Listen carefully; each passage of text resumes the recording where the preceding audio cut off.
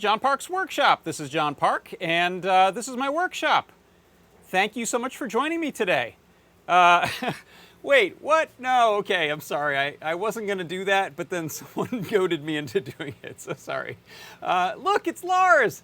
Hey, it's our good friend Lars. Do you remember last week we started working on the Lars project? Well, I have an update on my Lars project, as well as some other great stuff. I've got the AC running, so I'm going to have a hard time hearing Lars here, but maybe you'll be able to hear him if I hold him close to my microphone. Let's see. Let's give him a little tap. Oh, hello, ItsyBitsy Joseph. You do not know me, but oh, do I know you? The one with the delicious soft serve that I adore. Yes, in fact, it's working quite well. I may at some point look into updating this with an even louder amp and speaker. It works well in the home. It's just when you're trying to demonstrate it over a microphone in a loud environment, it's a little on the quiet side. Yeah, Wolf220 in the Discord chat, the Adafruit Discord, said, "Don't jump scare us." And well, now you see what happened, right? So yeah, we'll do some Lars updating. Let me turn off his little switch there. Can't get enough of Lars. And let's see, what else have we got today? There's all sorts of good stuff. First of all, I'll mention our jobs board. If you head on over to the jobs.adafruit.com, you will see a number of available positions and people who are posting up their own resumes looking for work. In fact, let me pop right on over to that right now, and you can see right here, we've got a new position posted on May 15th. Someone's looking for an electronics technician at a sports technology systems. I think that's the name of the company. It's in both Germany and the US. The location here is in the Lehigh Valley. I believe that's in Pennsylvania, yeah? I think so. So this is looking for an assembly technician, someone who's got some elite soldering skills and more. So have a look at that if you're interested, if you're looking for work. And it's always free to head on over to sign up, to post a position, or to put up your own resume. Let's see, what else? Oh, you know what? I'll switch right on over to the next tab, because here's a little bit of news. This is Maker Faire weekend. So there's going to be a Maker Faire this weekend happening online. This will be the first virtual Maker Faire that I'm aware of. And if you'll bear with me, I'm going to noodle around with my audio settings. I'm going to try to boost that gain just a little bit, and yet still try to avoid clipping. Someone tell me if they find any disturbances in the force. It just looks like the level's a little low. I've got my microphone a little low here too. But I'll try to shout. No, I don't want to shout. Virtual Maker Faire is going to be happening on May 23rd. It's going to be an all-day event, 24 hours of presentations. So it's going to span the globe. There will be different presentations coming from people in all time zones, exhibits across all time zones, it says. So go and check it out. You can just go to makerfaire.com. And if you head over there, there's a great intro video by our good friend Mario the Maker Magician that talks about the event. And then there are links and there's a schedule. In fact, if you head on over to Meet the Makers, you'll see all sorts of different people, including me. There I am. I'm going to be doing a presentation. Oh gosh, the helicopter is coming for Lars now. He doesn't drive anywhere anymore. He's gotten too famous, so sorry about that. What can I do? And what's this one? Rocket ship control panel. I like the looks of that. I don't know if this is what's happening in order or not, but these are some of the cool presentations that'll be happening. You can also check out a schedule. I looked in here to find out when mine is, which is going to be Saturday at 2:30 p.m. Pacific. I believe these are all in Pacific time. And I know that PT and Lady Ada are doing a presentation. I want to say it's a little later than that, but I don't recall for sure. They mentioned it yesterday, I think, on the Ask an Engineer, so you can go back and check that, or if anyone knows in the chat, either in the Discord chat or over in YouTube, I'm keeping an eye on those, let me know. But you can also use the search. So let's see. Let me type in Adafruit here and see. Oh, I'm so wrong. Yeah, there it is. Pivoting in the Pandemic, Adafruit NYC, and that's going to be Saturday at 10 o'clock in the morning, and that's Pacific time. So I was way off on the times. There are some other Adafruit people. Noah and Pedro are doing a talk, and that's going to be at 1 o'clock on Saturday. And also Aaron is doing a talk at 2 o'clock. So yeah, makerfaire.com. Did someone have a question about that? Yeah, makerfaire.com will give you all the info that you're looking for. So head on over there and check it out. So let's see. What else have we got to mention? Let me look at my notes. I don't want to be forgetful. What did I want to talk about here today? Yeah, job board, Maker Faire. Special show and tell. I'm going to be running a special show and tell today at 2:30 Pacific, 5:30 Eastern time. So that's about an hour after my show, 45 minutes after my show. So please come onto the show and show some stuff and tell some things. We want to see things. We want to hear about stuff. If you've got a cool project you're working on, or if you've finished a project, you want to show it off, or if you're just getting started and you want to talk about your plans, get some feedback, so on, please come on to the show and tell. I know that we've got at least a couple of people who've already expressed some interest in bringing some things by, and there is a blog post up, as well as a link that will be going into the Discord chat. That's adafruit.it/Discord, right before the show, so that you can click on that link and join in our StreamYard, which is the software we use. It's just a web page. You don't need anything fancy. So come on by to the show and tell. What else? There are so many live streaming things happening these days. I've got my new show, and that happens on Tuesdays. I should really put the times on there, shouldn't I? Tuesdays at noon Pacific, 3 Eastern. And that is over on the Microsoft Make Code Mixer channel, as well as the usual Adafruit streams.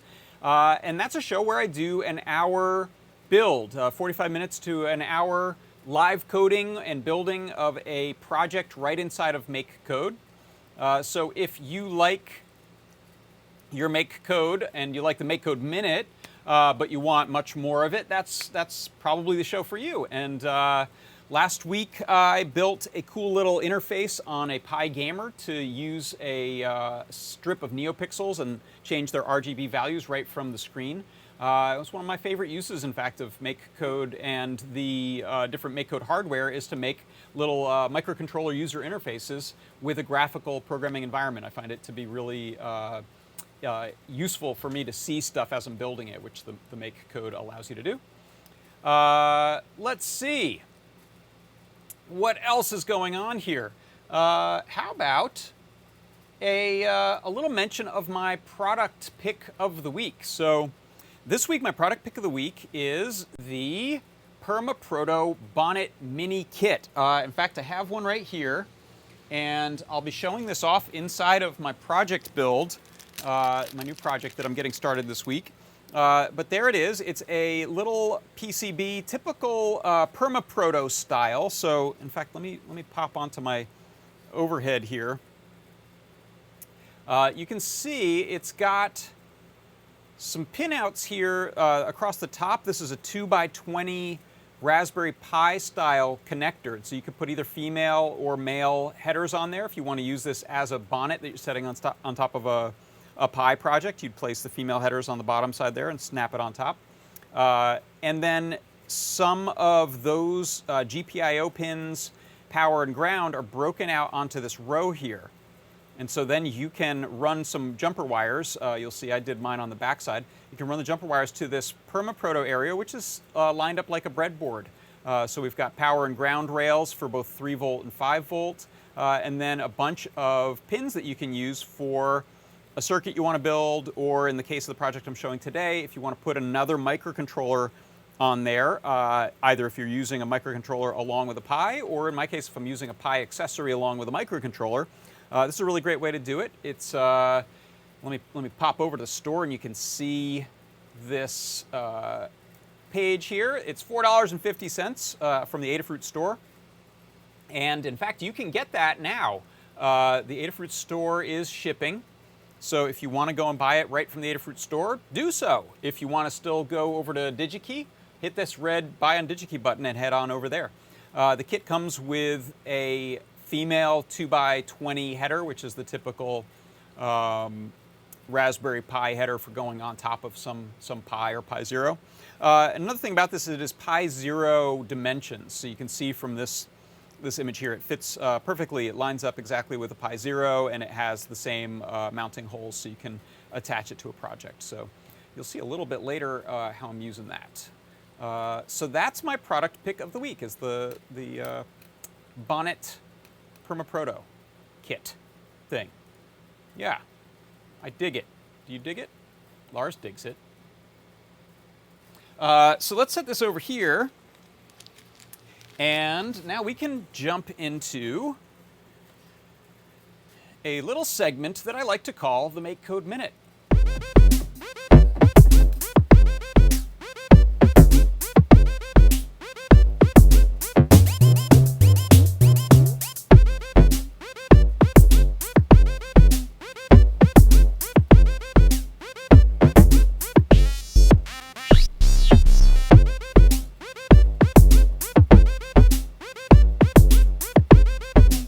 All right, let's get this set up. Sorry, I got distracted there. I was saying hi to Mike Sinise over in the YouTube chat. I'm logged in as Adafruit right now. Normally I have a second window where I'm me, but if you see JP, if you see Adafruit typing in over in the YouTube comments, that may be me.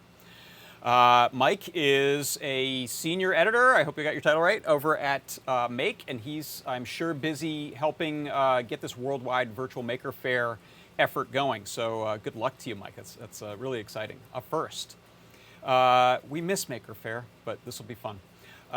Okay, so for the Make Code Minute, let's bring in some windows here, shall we?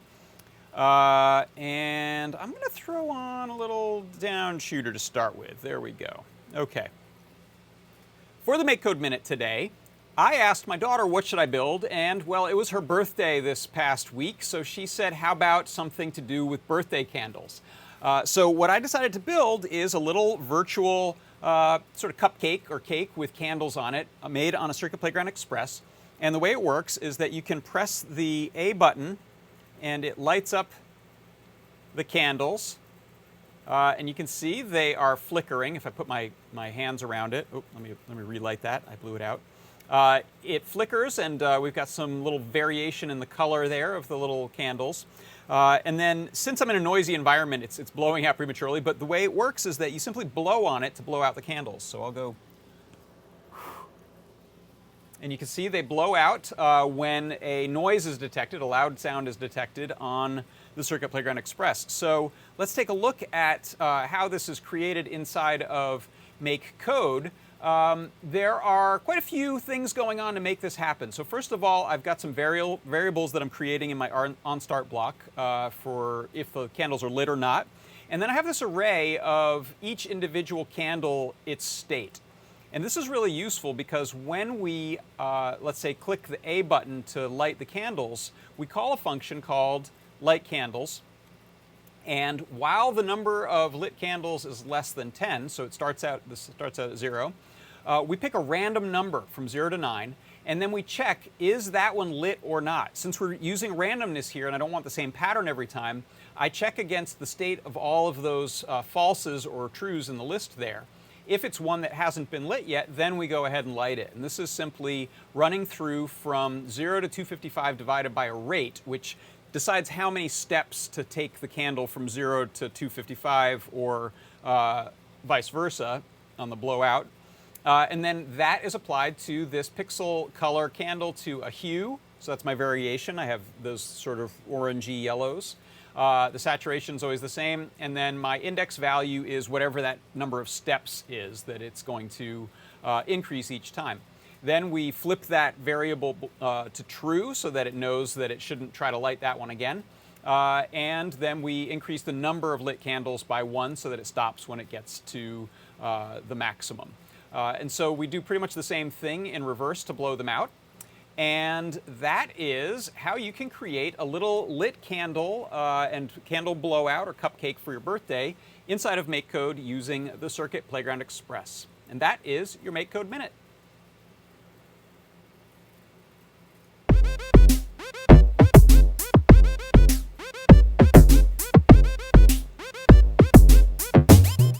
And I wanted to do one of those one more time for you. Let's see if I can show it. Maybe it'll glow. Oh, I got it out of camera frame. Let's try that again.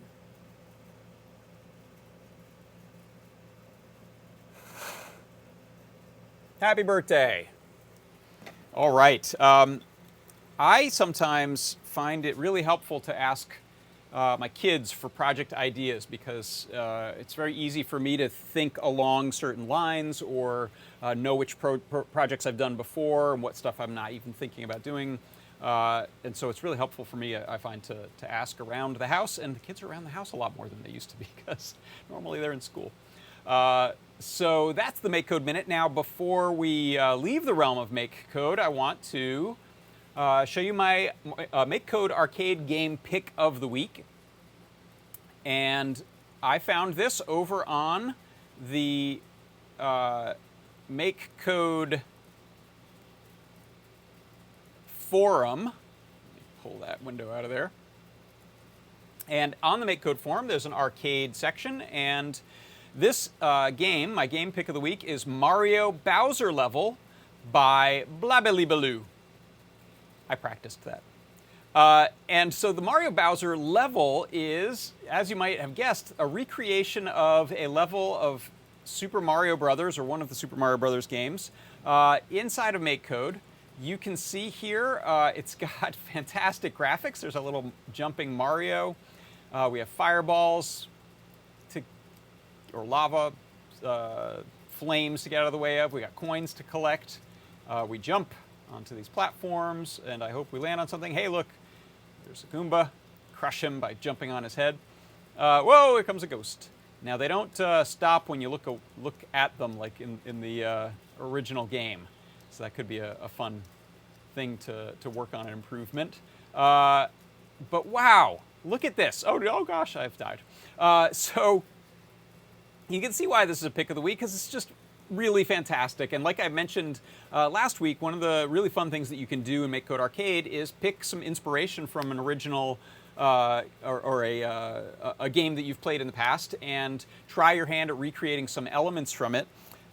One thing as a tip I wanted to show, I'm going to minimize the simulator for a second here, is sometimes it can be tricky to find things in a blocks-based program when it gets large. And you can see this one is pretty darn huge. I believe it was created entirely in blocks, but one thing that's helpful is to head on over to the JavaScript code, and you might even find some blocks by name in the graphical view, but then searching around inside of the JavaScript is much easier. So I wanted to, example, look at the Mario sprites. So I found that Mario was the name used, and now I can go through and search for items named Mario. And, I didn't type in Mario, I typed Maro. And then I can click through these and find different instances of Mario being used. For example, if I'm looking for the sprites, I'll look for Mario, and you could either type in some sprite text or look for the icon for the pixel editor. So here, for example, that's a Boo, looks like, or ghost. There's the word Mario. Let's keep scrolling through here. Mario sprite create. Here we go. So there's the basic Mario. And when Mario moves, we can see here there's an update that sets the image either to Mario or Mario jumping. And you can see the logic there is if the Mario velocity in Y is greater than 0, then it puts the jumping sprite on. And you can even see this is a thing we saw previously, is the image flip is being used in order to rotate or transform horizontally that sprite. So that is my MakeCode Arcade game pick of the week for the week. It's called Mario Bowser Level by Blabelibaloo. And great job. Thank you for submitting that. It's a lot of fun to play and to look at how it was coded. Very impressive. And that is my MakeCode Arcade game pick of the week.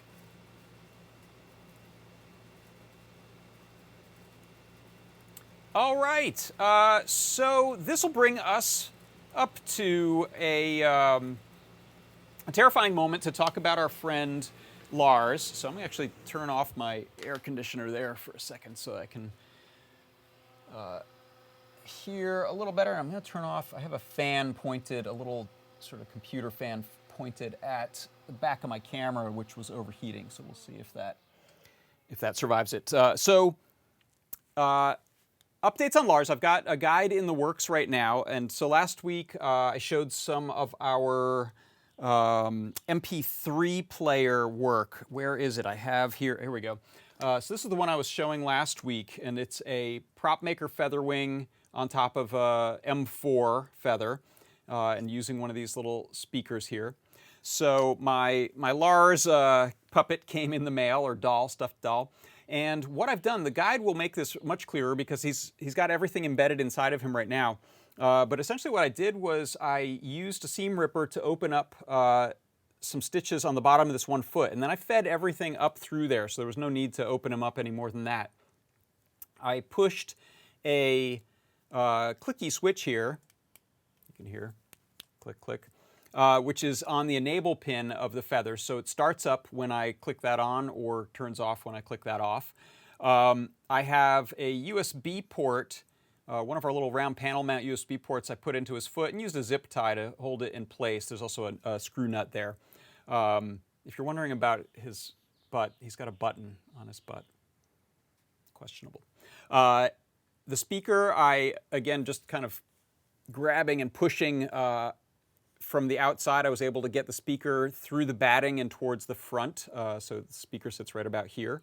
And then the feather and the prop maker feather wing are inside of a plastic bag just because I didn't want the solder points to grab onto the batting as I was trying to move it around in there. And it accepts input from the tap. So you can use either single or double tap. I think I have a single tap right now. So that's his weird little creepy breathing noise. ItsyBitsy Joseph. And so if I want to trigger a sound. You do not know me, but oh, do I know you. And that's enough, Lars. One of the cool things is that we can plug in the USB port both for programming and for battery charging. So I have a small 400 milliamp hour battery that fits between the feather wing and the feather inside of there. And so if I plug this in, we can now go over to Moo. In fact, let me unplug my camera switcher so that I don't get a conflict in the serial port there. And you can see the code. It's pretty similar to what I had last week, I think. There's Moo there. Let's pop open Moo. And yeah, I'll just stand to the side here. I'll hit load on here. It's waiting. And let me enable Lars so that he shows up.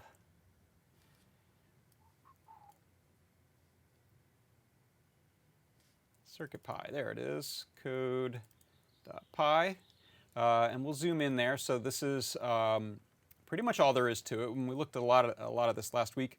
One thing that I added was I have a startup play function. So if I just want to hear him go through all of his phrases at startup, I can change this to true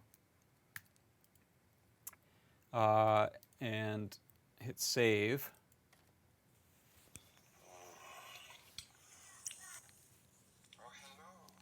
ItsyBitsy Joseph. You do not know me, but oh, do I know you. The one with the delicious soft serve that I adore. The reason why I'm interrupting my creepy look out the window at children time.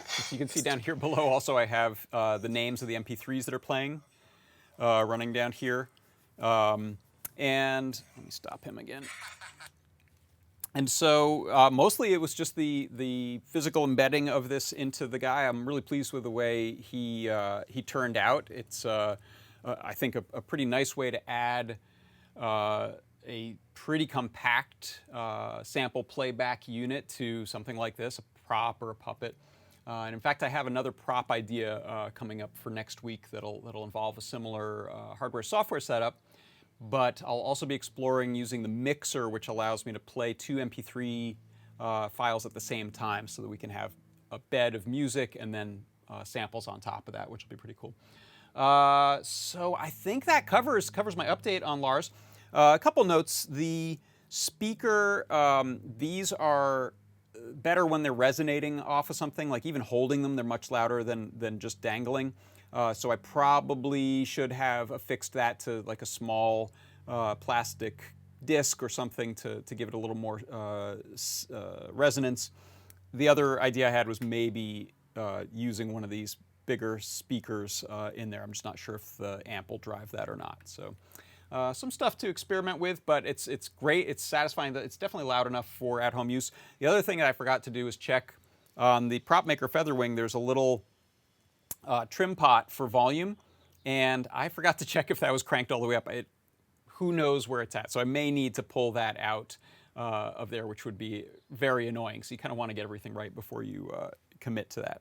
So we'll just keep Lars back there where he can keep an eye on things. And now let's check in with the Discord, because typically people are horrified and freaked out when there's a Lars involved. And I want to see if there's any questions. Let's see. Let's see. Please never squish me face up to the camera ever again. That was so uncomfortable. Oh my God, there's a Lars account. Oh my gosh, that's fantastic. So terrified. That's very funny. That made my day. Thank you, Lars, for jumping on the Discord. What else? Matambale appreciates the part location choice. Sure thing. Yeah, but by the way, I don't know how much of this I mentioned either. The inspiration of this is there's a soft serve ice cream truck. There's two trucks here in LA, a company owned by a guy named Joe Nietzsche, and it's called CVT, which stands for Chocolate Vanilla Twist. CVT software. They're super software. They're super old school, traditional, simple. There's like 2 choices to make: vanilla or chocolate or the twist. And they have 2 kinds of sprinkles, a cone or a cup. So very few choices. Delicious ice cream. And Joe is a very funny guy and has a great presence on Instagram. His buddy, Matt Bedell, who's a character actor, he's an actor, and he's played Sergeant Cheddar on the Umbrella Academy, as well as a role on Narcos, I think it is. He got one of these murder puppets and started tormenting Joe on Instagram because Joe was giving out these sort of Willy Wonka style cards, and Lars wanted one. So that's kind of the backstory to that. I'll put a bit of that in my guide if you're interested. Let's see. Mr. Certainly says, I hope JV doesn't mind we're going on and on about Lars when he put all the hard work into the electronics and the creativity. Not at all. No, what is this project without Lars? It's just an MP3 player, right? There's a much better MP3 player project out there that Jepler just did, which actually plays MP3s with an interface and stores a bazillion of them on a SD card. One of the things, by the way, I like that I'm able to do this with MP3s instead of waves because they're super small, and I'm just using the onboard flash storage, so I didn't need an extra SD card to store that. So there's room for lots and lots of samples on there by doing these small mono compressed MP3 files. Let's see. Someone asked about over on the YouTube about the Discord chat. Was there a question about that? Yeah. Let's see. Okay, yeah. So there's a question over in the YouTube from Dominic Appa about size of spacers and bolts do you need to secure an Adafruit board to an enclosure? Typically, it's an M2.5 is the screw type that will work with mounting holes. M2.5. The length will vary on what you're trying to connect things to. There's actually, I'll show you this in a bit. I use these a lot. This is this nylon M2.5 variety pack that Adafruit sells for like $15 or something, and it's got a bunch of different sizes of screws, spacers, and nuts in there, so, and standoffs, threaded standoffs. What else? Oh my gosh, someone posted Lars in Star Trek. Oh gosh. Yeah. All right, this is my favorite. Todd asks, did I have another murder puppet a few months ago? I don't want these guys to become friends, but you remember Slappy, right?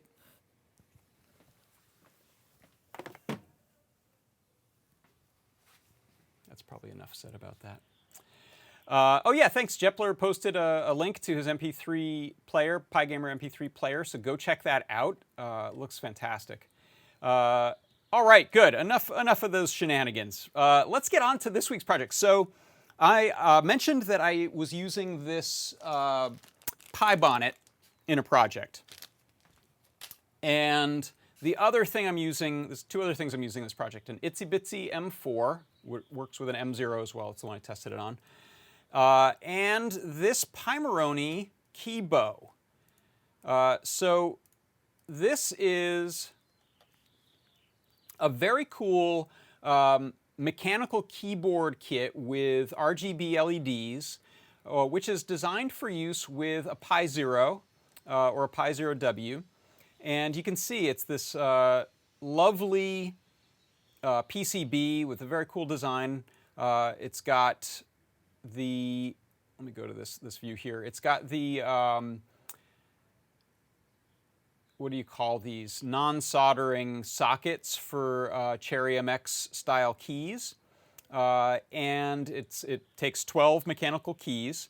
It's got RGB LEDs. They're actually dot stars that are built onto the board. Let's see, is there a board close-up in here? No. But it's also got this sort of, what do you call it? Mounting plane, mounting board for the keys to snap into. They kind of click into that, so it holds it really nice and secure. And this is designed for a Pi Zero.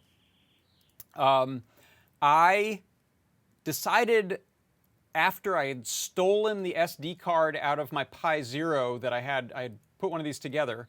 After I'd stolen the SD card out for something else, and then I came back to go and use it, I was annoyed with myself for having taken that out, because now I was going to have to go and reflash an SD card and reconfigure things. And so I thought to myself, hey, I wonder if I could adapt this little keyboard to work with something like a Trinket or an ItsyBitsy. And so that is what I did. And initially, I was actually talking to my buddy Todd Bot about this, and I said, hey, I wonder if I could get a matrix breakout so that I could read all of this matrix keyboard onto like a pin on the Trinket. And he said, actually, I don't think that thing is a matrix. I think it's just sending out 12 separate GPIO pins to the Pi, and sure enough, that's what it's doing. I hadn't thought about it or looked at it very closely, and so turns out an ItsyBitsy has plenty of I/O on it, enough to definitely read 12 pins. So there's my little ItsyBitsy. Here was my initial experiment in wiring. So I went into the Keybow header pin, Pi header pin, with that mess there, got that to work, and then started to map out the circuit for it. So this, if you look in my, whoops, let me open up my fritzing section here. This is how I mapped the bonnet GPIO pins to the M4. So if we look at the schematic here, you'll see this on the right. This is the M4. This is the proto bonnet, and it essentially just has the pinout and names of the Raspberry Pi GPIO section. And so I found a forum post on Pomeroni where they said which GPIO pins were being used for which keys, as well as the SPI for using the dot star RGB LEDs on there. This mapping is what I had used with my big bundle of wires, but now going into fritzing and connecting that up, I was able to find a somewhat reasonable mapping. Almost all of these, all but one of these GPIO pins that I needed on the permaproto bonnet are found on this row here.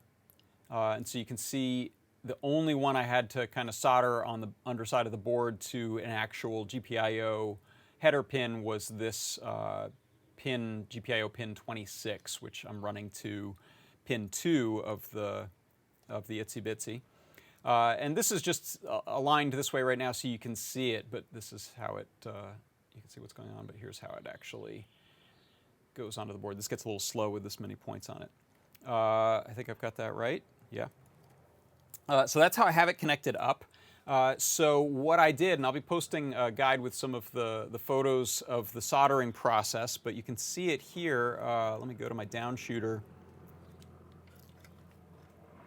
And let me pull out a little bit. And not sure if that focus is great, but you can see I used some of that little blue hookup wire and did a whole bunch of soldering. It is not the most elegant thing in the world, but it definitely got the job done. I can't think of a better way to do it if I'm soldering up wires to do this, other than I am going to design a circuit board and have a run of them made at Osh Park so that I can do this sort of just a drop-in replacement. And the cool thing is that this really is a drop-in replacement for the Pi Zero. So you can see, other than having to account for some extra thickness at the bottom here due to my wiring, this is the same size as the Pi Zero, which went here. And so there's some really thoughtfully placed, nicely designed headers and spacers from Pimeroni that I've got plugged into there.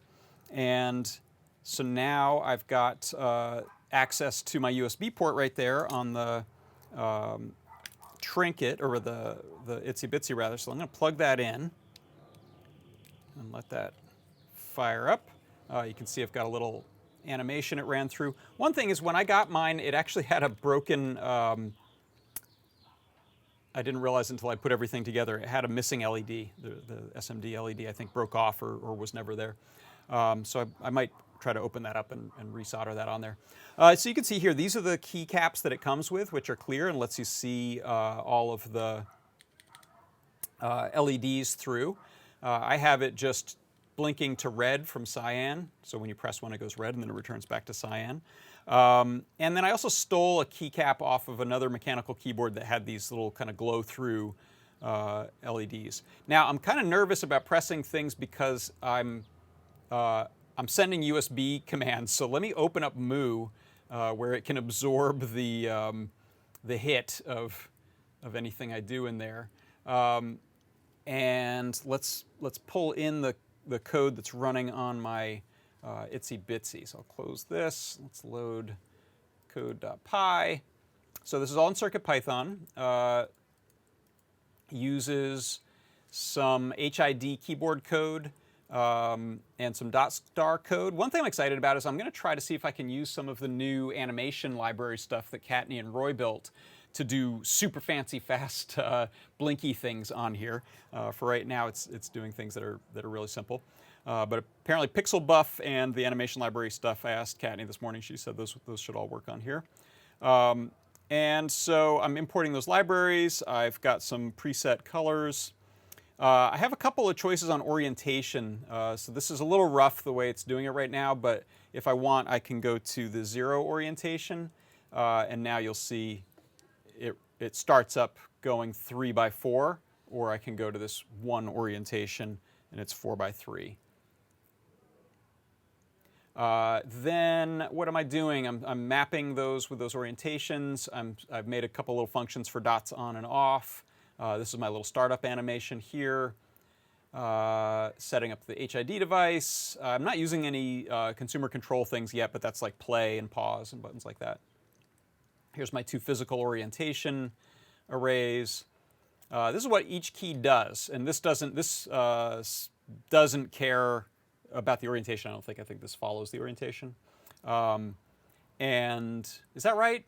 No, that's probably wrong. I didn't try it since I changed it this morning.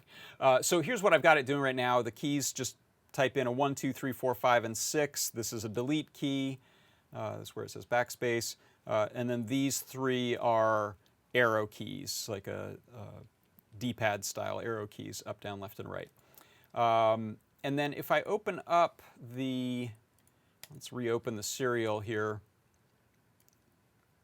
and make that bigger, you can see what happens when I actually press a key. It's always checking the range of the 12 pins. And if the state is a 0, then it will try to use the key code that's associated with it and turn the dot red. The reason I have this value error in here is that if you do more than 6 at a time, it crashes the HID library. So that's why I have this try and accept, so it'll pass when it gets past a 6th key. And same when it releases, it sends the release code. So these are pull-up resistors. So that's why it's off or on for on and off.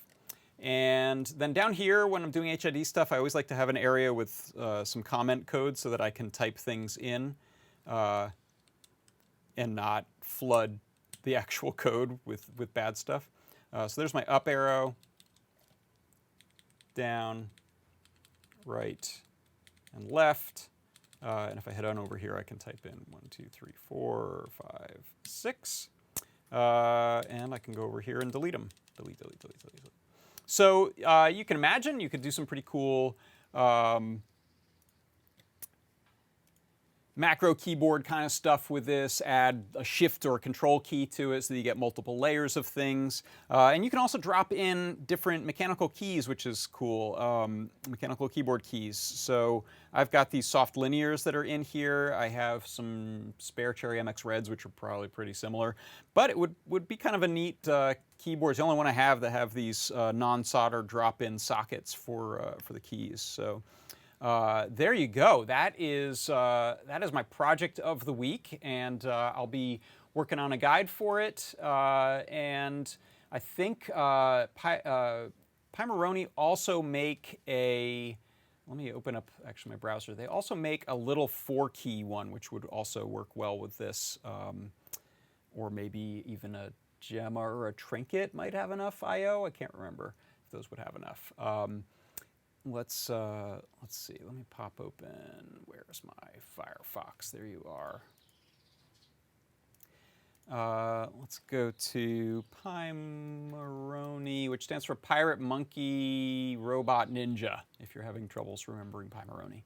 Pymaroni Keybow, and they have the Keybow Mini as well. Here's the Mini. Oh, it's 3 keys. Yeah, cute. So same thing though, it's the same form factor, so you could do this exact thing.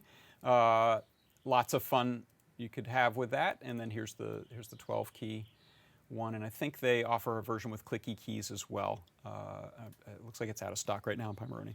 So that was my inspiration for this project. Oh look, here's a nice shot of those little Kali brand sockets for the key switches to go into. All right, so that is all the time that we have. I appreciate you coming by. Let's pop back over into the Discord for a moment to see what's happening. Lars, can I trust you with the camera control? Sure. Yeah, you know what, Lars? You should have the camera control. Here you go. You can put that in your weird little claw. There you go. It's not actually plugged in. Don't tell Lars. Yeah, you didn't know that? Pirate Monkey Robot Ninja. That's Pymaroni. I don't know if that's like a backronym because they wanted to use the word Pi in there because of their association with Raspberry Pi stuff. But Charles Burnford asks, how about using a Metro M4 or a Grand Central? Yeah, I think you could probably, like if you're trying to do a full keyboard, I think that's like 104 keys or something like that. So you probably at some point want to be dealing with a scanning matrix of some kind. Wolf220 asks, why don't I open a notepad or sticky note for testing so I don't have to worry about messing up the code? you would think that I would think of that, but I never do. And so inevitably, I just see my code starting to go crazy, and I have to hold reset on the board and then go undo and fix stuff. So I just throw in a big chunk of comment down there, usually at the bottom. Other questions? Mess of wires. Wow, Jepler, that is crazy town. What is this thing? What are you making here? Let's open the original there. Can I show that?